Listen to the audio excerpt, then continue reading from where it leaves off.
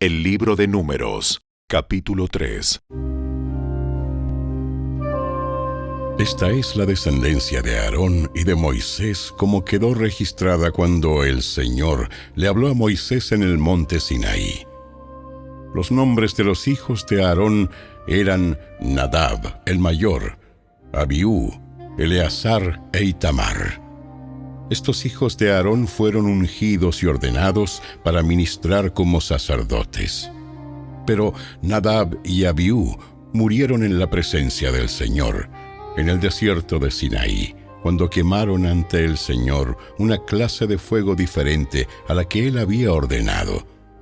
Ya que ellos no tuvieron hijos, solo Eleazar e Itamar quedaron para ministrar como sacerdotes junto con su padre Aarón.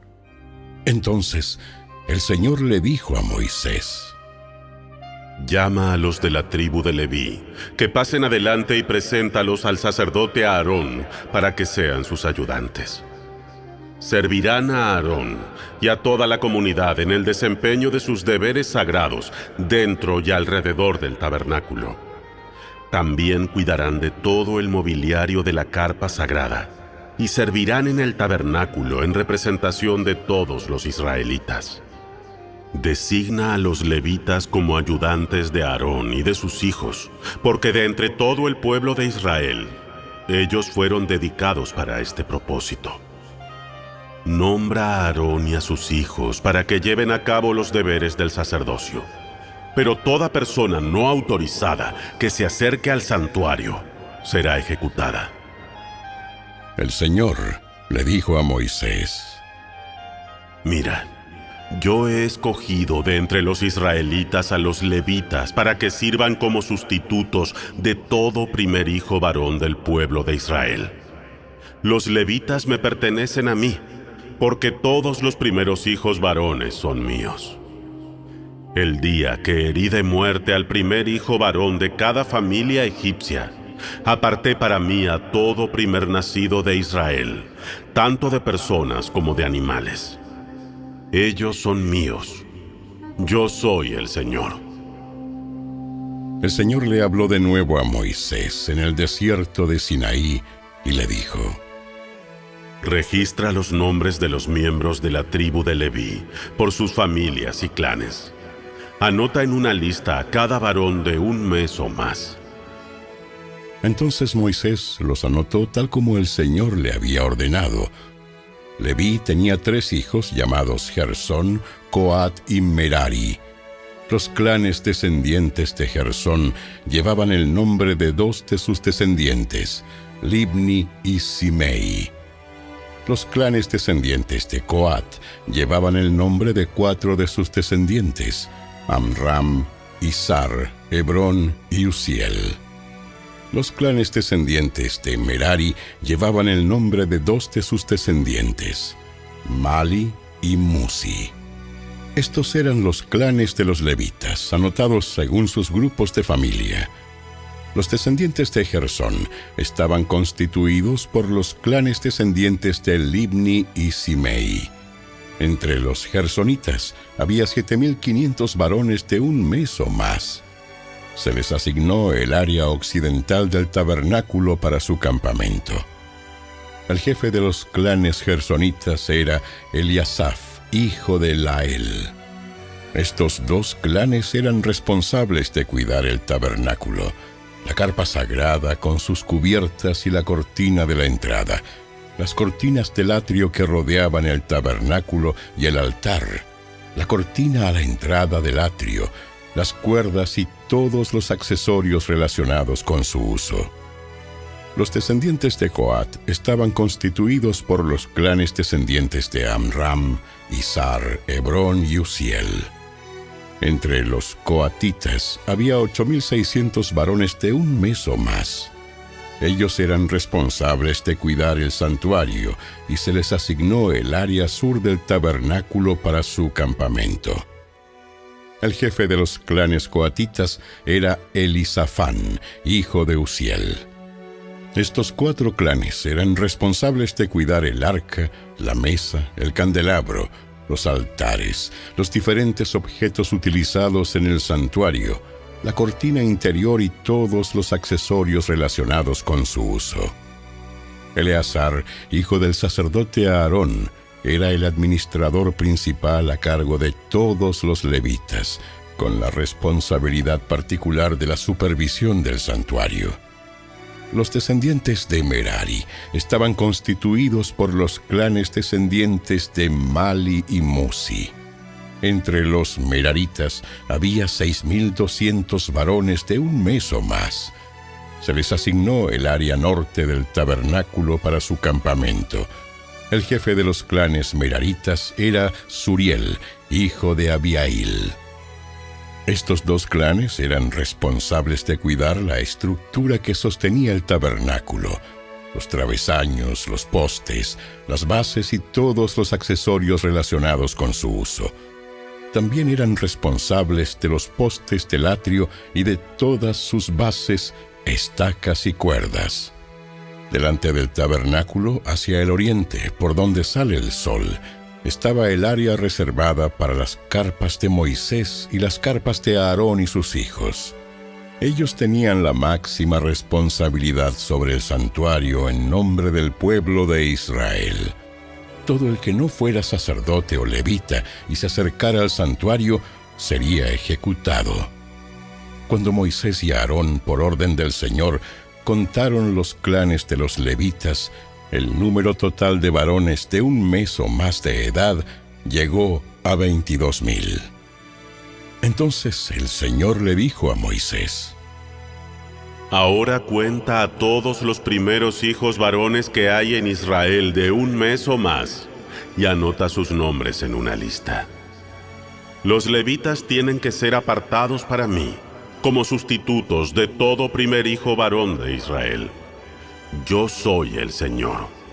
Los animales de los levitas también serán apartados para mí, como sustitutos de la primera cría de los animales de la nación entera de Israel. Entonces Moisés contó a los primeros hijos varones del pueblo de Israel, tal como el Señor le había ordenado. El número de los primeros hijos varones de un mes o más llegó a 22,273. Entonces el Señor le dijo a Moisés: Toma a los levitas como sustitutos de los primeros hijos varones del pueblo de Israel. Toma también los animales de los levitas como sustitutos de las primeras crías de los animales del pueblo de Israel. Los levitas me pertenecen a mí. Yo soy el Señor. Los primeros hijos varones de Israel superan al número de levitas por 273. Para rescatar a esos primeros hijos varones que exceden, recoge 5 piezas de plata por cada uno de ellos. Cada pieza pesa lo mismo que el ciclo del santuario, que equivale a 20 geras. Entrega la plata a Aarón y a sus hijos como precio de rescate de los primeros hijos varones que exceden al número de levitas. Entonces Moisés recogió la plata por el rescate de los primeros hijos varones de Israel que superaron al número de levitas. Reunió 1,365 piezas de plata como pago por los primeros hijos varones de Israel. Cada pieza pesa lo mismo que el ciclo del santuario. Así que Moisés les dio la plata del rescate a Aarón y a sus hijos, tal como el Señor le había ordenado.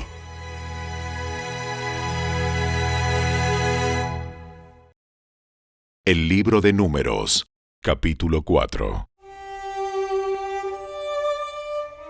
Entonces el Señor les dijo a Moisés y a Aarón: Registren los nombres de los miembros de la división coatita de la tribu de Leví, por clanes y familias.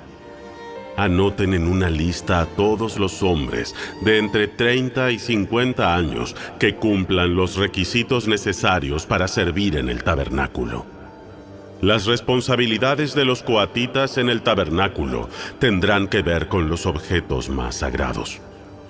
Cuando el campamento sea trasladado, Aarón y sus hijos deben ser los primeros en entrar al tabernáculo para bajar la cortina interior y con ella cubrir el arca del pacto.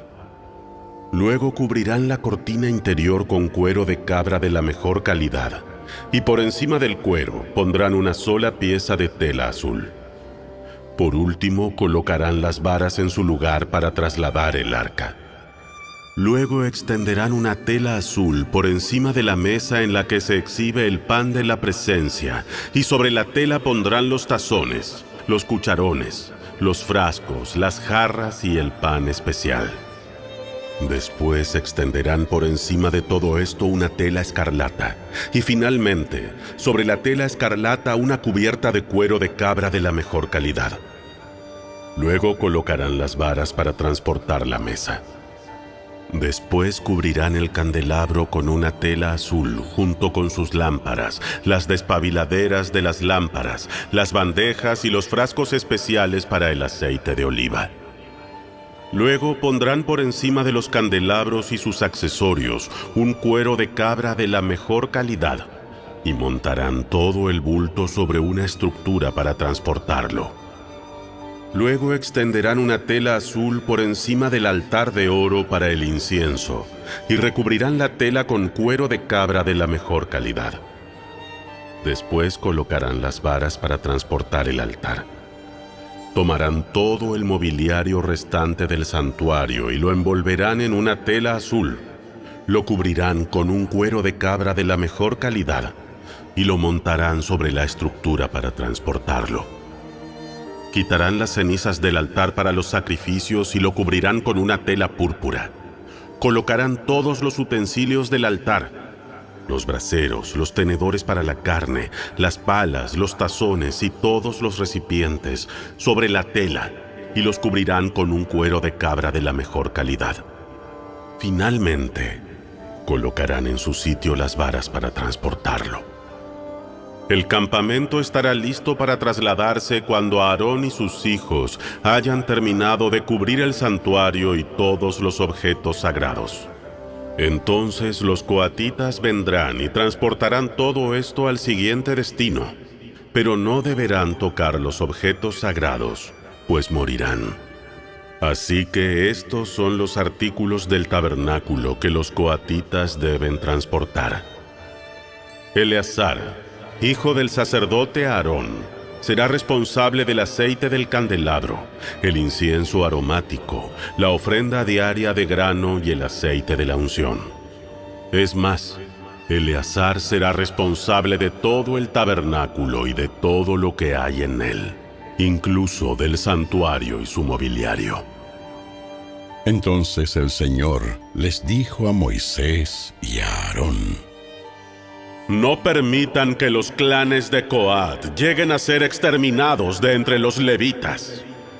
Hagan lo siguiente para que ellos no mueran cuando se acerquen a los objetos más sagrados. Aarón y sus hijos siempre deben entrar con los coatitas y se le asignará a cada uno lo que deba hacer o cargar. Los coatitas jamás deben entrar en el santuario a mirar los objetos sagrados, ni por un instante. Si lo hacen, morirán. El Señor le dijo a Moisés: Registra los nombres de los miembros de la división gersonita de la tribu de Leví, por clanes y familias. Anota en una lista a todos los hombres de entre 30 y 50 años que cumplan los requisitos necesarios para servir en el tabernáculo. Los clanes de los gersonitas serán responsables del servicio en general y de transportar cargas. Llevarán las cortinas del tabernáculo, el tabernáculo en sí junto con sus cubiertas, el revestimiento exterior de cuero de cabra de la mejor calidad y la cortina de la entrada del tabernáculo. También transportarán las cortinas de las paredes del atrio que rodean el tabernáculo y el altar, la cortina de la entrada del atrio, las cuerdas y todos los accesorios relacionados con su uso. Los gersonitas son responsables de todos estos objetos. Aarón y sus hijos dirigirán a los gersonitas en todos sus deberes, ya sea en el traslado de los accesorios o en otros trabajos. También asignarán a los gersonitas la responsabilidad de lo que deberán transportar. Estos son los deberes asignados a los clanes gersonitas en el tabernáculo. Ellos serán responsables ante Itamar, hijo del sacerdote Aarón. Ahora registra los nombres de los miembros de los clanes y familias de la división de los meraritas de la tribu de Leví. Anota en una lista a todos los hombres de entre 30 y 50 años que cumplan los requisitos necesarios para servir en el tabernáculo. Su única responsabilidad en el tabernáculo será transportar cargas. Ellos llevarán los soportes del tabernáculo, los travesaños, los postes y las bases.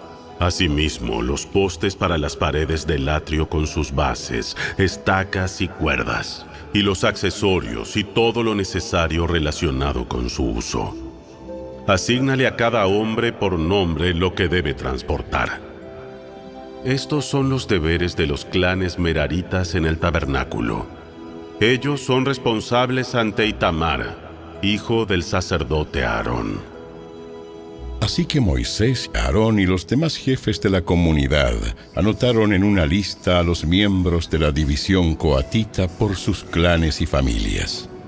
La lista incluyó a todos los hombres de entre 30 y 50 años que cumplían los requisitos necesarios para servir en el tabernáculo. El número total sumó 2.750. Este fue el total de hombres de los clanes coatitas que cumplían los requisitos para servir en el tabernáculo. Moisés y Aarón los anotaron, tal como el Señor había ordenado por medio de Moisés. También anotaron a la división de los gersonitas por sus clanes y familias. La lista incluyó a todos los hombres de entre 30 y 50 años que cumplían los requisitos necesarios para servir en el tabernáculo. El número total sumó 2.630. Este fue el total de hombres de los clanes gersonitas que cumplían los requisitos para servir en el tabernáculo. Moisés y Aarón los anotaron, tal como el Señor lo había ordenado. También anotaron a la división de los meraritas por sus clanes y familias. La lista incluyó a todos los hombres de entre 30 y 50 años que cumplían los requisitos necesarios para el servicio en el tabernáculo. El número total sumó 3.200. Este fue el total de hombres de los clanes meraritas que cumplían los requisitos necesarios para servir. Moisés y Aarón los anotaron, tal como el Señor había ordenado por medio de Moisés. Entonces Moisés, Aarón y los jefes de Israel anotaron en una lista a todos los levitas por sus clanes y familias. Todos los hombres de entre 30 y 50 años que cumplían los requisitos necesarios para servir en el tabernáculo y para transportarlo sumaban 8.580. Cuando registraron sus nombres, a cada hombre se le asignó su tarea y se le dijo lo que debía transportar, tal como el Señor había ordenado por medio de Moisés. Así se completó el registro, tal como el Señor le había ordenado a Moisés.